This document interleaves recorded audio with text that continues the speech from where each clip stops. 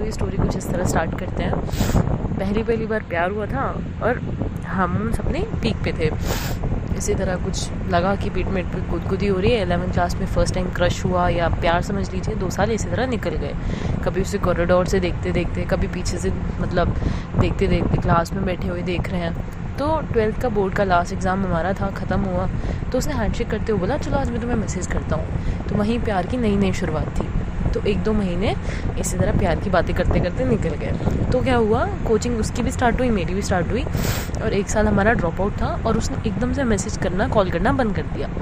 अब मैं वहीं 1 साल उसका वेट करते करते कॉल मैसेजेस का निकाल दिया मैंने भी। नेक्स्ट ईयर उसका एडमिशन हो गया और मैं इसी तरह वेट करते करते सोचते कि यार ठीक है, प्यार से बात कर रही, सब कुछ सही चल रहा था, पता नहीं क्यों मैसेज नहीं कर रहा, चलो पढ़ रहा होगा। उसका वेट करते करते इस तरह 1 साल निकल गया। दूसरा साल भी ख़त्म ही होने वाला था। मैं फिर उसका वेट करती थी कि यार प्यार करती हूँ, मतलब एक तरह से लॉयल बोल लीजिए आप, किसी तरह से भी मैं उसका वेट करती रही बेसिकली। तो किसी तरह उसका बर्थडे आया, दूसरे साल में उसे विश करा, तो फिर से हमारी बात स्टार्ट हुई। 1-2 महीने वही फिर से दोबारा प्यार भरी बातें और सब कुछ चलता रहा। उसके बाद प्यार भरी बातों से उसके बाद फाइनली एक वो दिन आया जिस दिन उसने मेरे को आई लव यू बोला। सब चीज़ें चल रही थी, अच्छा खासा चल रही थी, सब कुछ अच्छा हो रहा था बहुत प्यार से। फिर मेरा बर्थडे आता है, सब कुछ अच्छा था, बहुत अच्छे से बात करते थे। पर कई बार ना इस रिलेशनशिप में मैंने ऐसी भी चीज़ें देखी कि मुझे वो भी चीज़ करनी पड़ती थी जो मेरी मतलब जो मैं नहीं चाहती थी। बहुत चीज़ें ऐसी हुई बट आई लव हिम। तो चीज़ें होती हैं कि जब आप किसी को प्यार करते हो तो चल जाता है, आप उसके लिए बहुत चीज़ें करते हो। तो वो जब चीज़ें हुई फिर एकदम से दोबारा चीज़ें क्या होती हैं कि फिर से उसने बात करना छोड़ दिया। अब इस बार क्या हुआ, इस बार वो चीज़ें इतने ज़्यादा इफ़ेक्ट करी। पिछली बार तो ये सोचा कि चलो कोई बात नहीं, कोचिंग थी शायद, पढ़ना था इसलिए छोड़ दिया। पर इस बार सिचुएशन ज़्यादा ख़राब हो गई। इस बार 2 महीने निकल गए, उसके बाद ना फिर वेट करते करते, लेकिन इस बार मेरी हालत कुछ ठीक नहीं थी। मतलब पहले तो मेरे को लगा कि चलो ड्रॉप ईयर है, लड़का पढ़ रहा होगा, टाइम नहीं है। पर उस टाइम पे वेट करना, उस टाइम वेट करने में डिफरेंस था। पहले मेरे को लगता था प्यार है, रिलेशनशिप में बहुत सारी चीज़ें हैं, बट इस बार लगा कि यार ज़्यादा हो रहा है। इतना भी कोई बिजी नहीं होता कि मतलब कोई एक कॉल मैसेज भी नहीं कर सकता। बहुत चीज़ें हुई तो मैंने 2 महीने वेट करा और 2 महीने ना मेरी लाइफ के सबसे ज़्यादा ऐसा लग रहा था कि जैसे बहुत लंबा टाइम कट रहा है। मतलब आप समझो कि मतलब वो 2 महीने ये सोच के नहीं कटे कि यार सही कर रहा है बंदा। पिछली बार तो ऐसा लग रहा था चलो कोई बात नहीं वेट कर लेंगे, पर ये 2 महीने वेट करते हुए नहीं कटे। तो 22 घंटे वैम्पायर डायरीज देखना, सोना मैं छोड़ चुकी थी बिल्कुल। मतलब आप समझो कि सुबह 5 बज जाते थे, 6 बज जाते थे, नींद नहीं आती थी। मतलब पूरे 2-3 महीने इस तरह निकल गए। फिर तीसरे महीने में जब मुझसे नहीं चीज़ें कंट्रोल हुई, ऐसा हो गया था कि 2-3 महीने से सोई नहीं थी। मतलब आप सोचो कि कोई बंदा पूरे दिन वेब सीरीज़ देख रहा है, दोस्त वो सब कुछ छूट गए थे क्योंकि उसने बोला था कि अगर मैं दोस्त बनाऊंगी या मैं किसी के साथ दोस्ती में रहूंगी तो हम दोनों के रिलेशनशिप पे फ़र्क पड़ेगा उससे। तो दोस्त नाम पे कुछ नहीं था मेरे पास। तो आप सोचो या तो वो बात करने के लिए हो या फिर कोई भी ना हो। और वो मेरे से बात नहीं करता था, उसने मेरे से बात करनी छोड़ दी थी ड्यू टू इस पर्सनल रीज़न कि वो बिज़ी है। वो हमेशा ही बोलता था कि मेरे पास टाइम नहीं है। तब भी मुझे लगता था कि हम रिलेशनशिप में हैं और मतलब मुझे लग ही रहा था कि हम रिलेशनशिप में हैं, सब चीज़ें चल रही थी। एक दिन मैंने उसे कॉल करके बोला कि यार मेरा ना सुसाइड करने का मन कर रहा है, मैं 3 महीने से सोई नहीं हूँ और बहुत ज़्यादा गंदे थॉट्स आ रहे हैं। और मतलब बहुत रो रही थी उस दिन। मतलब सबसे नेगेटिव फील हो रहा था कि यार क्या कर रही हूँ लाइफ में, क्योंकि ख़राब कर चुकी हूँ सब। ड्रॉप ईयर भी ख़राब चला गया, उसकी वेट करते करते मैंने अपना पूरा ड्रॉप ईयर सिर्फ उसके मैसेज कॉल का वेट करते करते निकाल दिया। तो लाइफ बेसिकली मैंने इसी तरह निकाली। तो उस टाइम पे लग रहा था कि 2-3 महीने फिर वेट कर रही हूँ। तो मैंने इस दिन कॉल करी उसे, मैंने कहा यार मेरा सुसाइड करने का मन कर रहा है। तो उसने बोला कि मुझे फ़र्क नहीं पड़ता और मेरे को मतलब मेरे पास टाइम नहीं है तेरे से बात करने का। उस दिन वो बंदा ना, तो उस दिन मुझे थोड़ा धक्का सा लगा यार कि इतने साल से वो 1-1 साल 1.5 साल मेरे से बात नहीं कर रहा, फिर भी मैं जैसे वो चाहता है, जिस तरह से वो चाहता है रिलेशनशिप में रहना, उस तरह से मैं रह रही हूँ। फिर मेरे को लगा यार कितना गलत हुआ ये। फिर उसके बाद ना तभी भी लेकिन चीज़ें कैसी हुई, इस बार ना चीज़ें थोड़ी धुंधलापन जो होता है ना आपकी आंखों से, वो थोड़ा सा क्लियर हुआ। बट फिर भी मुझे लगा कि शायद वो बंदा, मुझे लगा कि मतलब कोई बात नहीं, चीज़ें हो जाती हैं, बंदा परेशान होता है, 100 बार चीज़ें बोल देता है। फिर भी मैंने अच्छे से चीज़ें कंटिन्यू करी हैं। उसका बर्थडे प्लान करा, सब कुछ। जब उसका बर्थडे प्लान करा, देन ही रियलाइज़ कि चलो ठीक है, अच्छे से बात कर लेते हैं लड़की से, आप किसी भी तरह समझ लो, ठीक है। लेकिन फिर बर्थडे वाले दिन बात करने के बाद फिर उसने बात करनी छोड़ दी। तो इसी तरह 4-5 महीने हो चुके थे। लेकिन सडनली एक दिन क्या होता है, उसका कॉल आता है और सडनली उसे रियलाइज़ होता है, वो मेरे को बोलता है कि आई डोंट लव यू, और मैं सिर्फ, तुम मेरी लाइफ में सिर्फ इसलिए थी कि मेरे पास कोई और है नहीं पूछने के लिए, मेरी कोई केयर करने के लिए नहीं है, मुझसे कोई पूछता नहीं है खाना खाया नहीं खाया, मतलब सिर्फ तुम्हें फ़र्क पड़ता है मेरे से, इसलिए मैंने सोचा कि कोई और नहीं है तो तुम्हें रख लो। तो उस तरह से इसने बात ख़त्म करी। उस दिन ज़िंदगी में लगा यार ऐसे ना अंदर से कुछ निकल जाता है, ऐसा लग रहा था लाइफ का कुछ पार्ट ना आपकी बॉडी का कुछ जा चुका है, और इतना दर्द हुआ ना, मतलब बहुत रोई रात को। समथिंग 4-5 महीने निकल चुके थे। आप मेरी सिचुएशन सोचो, 5-6 बजे मैं सोती थी, 6-7 बजे मैं कॉलेज निकल जाती थी, मतलब 1-1.5 घंटा सोते सोते 4-5 महीने मेरे निकल चुके थे। और वो फेज़ शायद मेरे दोस्त उस टाइम पे होते, कोई मेरे से बात करने के लिए होता, तो मे बी उस सिचुएशन मेरी इतनी गंदी नहीं होती। पर उसकी वजह से मैं सबसे छोड़ चुकी थी बात करना। मेरा कोई दोस्त नहीं था, मैं किसी फैमिली मेम्बर से बात नहीं करती थी क्योंकि उसे पसंद नहीं था। मतलब आप सोचो, मैं खाना पीना, मेरी लाइफ की हर चीज़ उसने डिसाइड कर रखी थी कि मुझे क्या करना है, किससे बात करनी है, किसी नहीं करनी। बात तो वैसे वो किसी से नहीं करने देता था, लेकिन चीज़ें मैंने तब तक भी करी। मैंने कहा कोई बात नहीं, मैं इस रिलेशनशिप को ऐसे नहीं ख़त्म करूँगी। मतलब मैं बहुत प्यार करती थी उससे, फिर भी मैंने सोचा कि नहीं मैं ऐसे गिव अप नहीं कर सकती, मैं बहुत प्यार करती हूँ, रिलेशनशिप सही है, और मैं चीज़ें कंटिन्यू करती रही। उसके बाद भी उसने मेरे को बोला, फिर भी उसने मेरे को जाते एक होप दी कि मैं कोशिश करूँगा तुम्हारे साथ रहने की।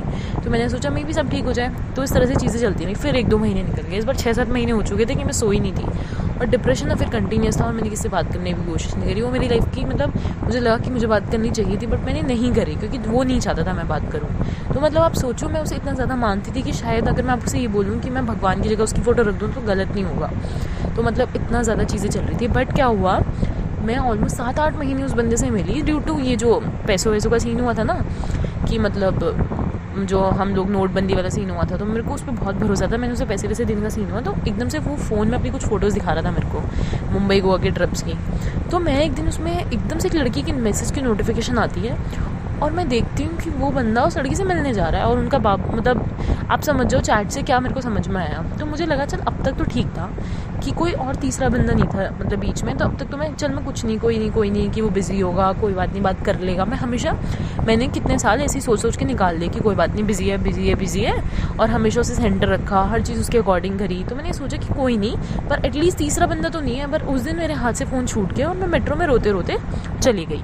वो लास्ट दिन था जब मैंने उस बंदे को देखा था, और उस दिन के बाद मैंने बहुत चीज़ें रियलाइज़ करी। लेकिन सबसे ज़्यादा डिप्रेशन का फेज़ मेरा तब स्टार्ट हुआ क्योंकि जिस दिन वो मैंने मैसेज पढ़ा उसके करेक्ट 8-9 दिन बाद मेरे इंटरनल्स थे। और आप बिलीव नहीं करोगे, अब तक तो मैं चलो 7 महीने में 1-1.5 घंटे तो सोती थी, एटलीस्ट मैं ट्राई करती थी सोने की। बहुत चीज़ें होती थी कि मैं वेब सीरीज़ देख रही हूँ, सब कुछ कर रही हूँ, बट 8-9 दिनों में ना मैंने कोई वेब सीरीज़ देखी है, ना मैं सोई हूँ। मतलब आप सोचो 8-9 दिनों में कोई बंदा 1 सेकंड के लिए भी आँख बंद नहीं कर रहा। तो मतलब सर दर्द उस पीक पे था, मेरे को माइग्रेन स्टार्ट हो गया था, मैं हद ब्लैक कॉफ़ी पी रही थी। 8-9 दिन में मैंने डिसाइड करा मेरा इंटरनल्स है, मुझे लगा कि अब मैं लाइफ मेरी ख़त्म होने वाली है, अब कुछ नहीं बचा है। तो मैंने 8-9 दिन बाद, अब सोचो मेरा इंटरनल था, फर्स्ट इंटरनल, और मैं क्लास में बैठी थी। उसके बाद 1-2 महीने बाद मेरे फाइनल्स आने वाले थे। तो फाइनल्स आते आते फर्स्ट इंटरनल था, मैं क्लास में बैठी, मेरे बाल खुले हुए थे, काफ़ी लंबे बाल हैं, तो ना बाल आगे हुए और मेरा रोना स्टार्ट। पूरी क्लास मेरे पीछे बैठी थी, मैं सबसे आगे वाली डेस्क पे थी। मैम ने मेरी साइड देखा और मैं आंसू रुक नहीं रहे। मतलब आप सोचो मैं इतने ज़्यादा डिप्रेशन में थी उस टाइम पे कि मेरी पूरी क्लास के सामने मैं रो रही हूँ, मैं अपनी मैम के सामने रो रही हूँ, और मैंने सिर्फ अपना नाम लिखा, फर्स्ट मतलब वो है सरनेम भी नहीं, फर्स्ट नाम लिखा, और मैं शीट छोड़ के चली गई क्लास से। मैंने अपने सारे इंटरनल्स में यही करके दिया, और मेरे सारे इंटरनल्स में बैक आई है। मतलब आप सोचो मैं किसी भी इंटरनल में पास तक नहीं होती। फिर मैंने वो चीज़ देख के ना मैंने डिसाइड करा यार मैं किसी की वजह से अपनी पढ़ाई का लॉस नहीं कर सकती। अब तक ठीक है मैंने 100 चीज़ें देखी, बट तुम ना मतलब इतना ज़्यादा नहीं कर सकते, तुम यार फेल हो जाओगे, तुम्हारी बैक लग जाएगी पूरे साल में। तो मैंने डिसाइड करा आई नीड अ साइकेट्रिस्ट। मैं साइकेट्रिस्ट के पास गई, और तब मैंने उस टाइम पे पहली बार इतने सालों में मैं किसी को मैंने सब कुछ मतलब आप सोचो कि इतने साल से तो सब कुछ चल रहा था ना, मैंने अब तक किसी से शेयर नहीं करा था। वो मेरी मतलब मुझे लगा कि यार करना चाहिए था, तो इतना ज़्यादा फेज़ नहीं आता। लेकिन उस टाइम पे मैंने साइकेट्रिस्ट में, और सबसे अच्छी चीज़ है आपको बताती हूँ कि मैं ना एक मेडिकल कॉलेज में थी, तो इतना मतलब थोड़ा स्टूडेंट को प्रेफरेंस मिलती है, तो उसने बहुत अच्छे से मेरी बात सुनी सब कुछ, और वो 2-3 घंटे मेरे साथ अच्छे से रही। तो उसने मेरे को सिर्फ ये बोला कि अभी तू सो जा जाके, तू इतने दिन से सोई नहीं, पहले तू अच्छे से सो, उसके बाद डिसाइड करेंगे हम क्या करना है। तो उसने मेरा सब कुछ सुना, और मैं कॉन्स्टेंट 2-3 घंटे रोई हूँ। बट वो लाइफ मतलब इतने सालों में, आप बोलो इतने महीनों में सबसे ज़्यादा रिलीफ था। उस डिप्रेशन के फेस में सबसे रिलीफ पॉइंट था, और उतने सालों में मुझे लगा कि शायद मैंने किसी से इस बारे में बात करी है और मैंने सही करा है। तो मुझे रियलाइज़ हुई ये चीज़, और मैं स्लीपिंग लेके सो गई फाइनली। इतने महीने बाद आप बिलीव नहीं करोगे, इट्स ऑलमोस्ट लगा लो 7-8 मंथ्स बाद मैं सोई होंगी अप्रॉक्स इतना। और इस बीच मैंने किसी से कोई बात नहीं करी, अपने बारे में कुछ नहीं बताया। और जब वो लड़की वाला सीन हुआ था ना, मैंने अपना फ़ोन सब तोड़ दी थी। तो आप समझो कि मतलब मेरे पास फ़ोन भी नहीं था, मतलब ऐसा सीन हो गया था। तो ये सब चीज़ें हुई। उसके बाद ना जब मैं दूसरी बार क्या होता है, मैं लाइब्रेरी में ना सबसे ऊपर वाली 7th फ्लोर पे बैठी हुई थी, तो उसने जितने स्लीपिंग पिल्स दी थी सारी मैंने एक साथ हाथ में ली, और ना वो स्लीपिंग पिल्स ने मेरे को लग रहा मर जाना चाहिए यार, क्या कर रही हूँ मैंने अपनी लाइफ के साथ, करा गया ड्रॉप ईयर ख़राब कर दिया, सब कुछ ख़राब कर दिया, अपना करियर मैंने बिल्कुल मतलब फक में, मतलब किसी को मैंने इंसान को इतना मान लिया कि सारी चीज़ें छोड़ दी। अब सोचो मेरा कोई टेस्ट नहीं था किसी चीज़ को लेके, मेरे फ्रेंड्स नहीं थे, मेरी कोई प्रायोरिटीज़ नहीं थी, मेरी कुछ चॉइस नहीं थी खुद की चॉइस नहीं, सब कुछ उसके अकॉर्डिंग होता था मेरी लाइफ में, सब कुछ रिलेशनशिप में जो भी चीज़ हो रही है या मेरी लाइफ में जो भी चीज़ हो रही है, सब कुछ मतलब भगवान की जगह उसकी फ़ोटो लगा के पूछ लो, ये करती थी मैं बेसिकली। तो मैंने ये सब चीज़ें करी। उसके बाद क्या होता है, तो जब स्लीपिंग पिल्स लेके बैठी थी हाथ में लगा यार मर जाना चाहिए, फिर एकदम से ना सडन थॉट आता है 1 सेकंड के अंदर, इतना कोई डिज़र्व नहीं करता कि मतलब कि तुम अपनी लाइफ ही वो स्टेक कर दो किसी के लिए, मतलब मैं मर नहीं सकती बेसिकली किसी के लिए। तो मेरे को ये चीज़ एकदम सडन रियलाइज़ हुई। देन फिर मैंने धीरे धीरे उस पॉइंट के बाद अपने जितने भी मेरे सारी फ्रेंड्स थे सबको धीरे धीरे मैंने फ़ोन लिया, सिम ली, कांटेक्ट करना स्टार्ट करा। तब रियलाइज़ हुआ, सबसे बात हुई धीरे धीरे, 1-2 महीने में सबसे वापस बात होना स्टार्ट हुई, मैंने पढ़ना स्टार्ट करा।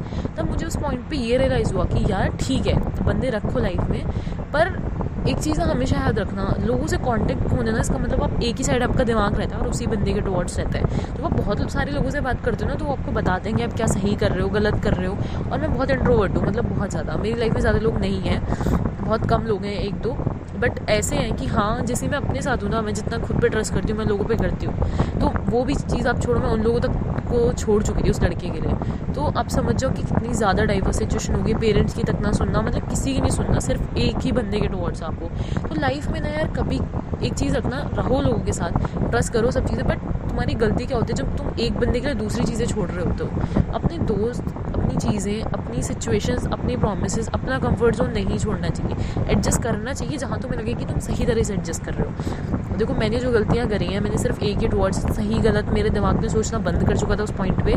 तो मैं सबको यही चीज़ बोलूँगी, लाइफ में करो चीज़ें, और सेल्फ रिस्पेक्ट सबसे बड़ी बात। मैंने उस इंसान के लिए अपनी सेल्फ रिस्पेक्ट बिल्कुल खो दी थी, जो वो बोलता था डिट्टो जो वो करता था वही मैं करती थी। तो प्लीज़ अपनी सेल्फ रिस्पेक्ट कभी मत खोना किसी के लिए। दूसरी चीज़, बात करना मत छोड़ना लोगों से, तुम्हारी फैमिली, तुम्हारे फ्रेंड्स बहुत इंपॉर्टेंट होते हैं। मैंने सब कुछ छोड़ दिया था उसके लिए, इतना ज़्यादा सेंटर्ड एक बंदा तुम ले लेते हो लाइफ में कि तुम सिर्फ उसके बारे में सोचते हो और वही तुम्हारे लिए सब कुछ होता है, तो ये चीज़ गलत है। थैंक यू सो मच, आपके साथ मुझे बहुत अच्छा लगा सब कुछ शेयर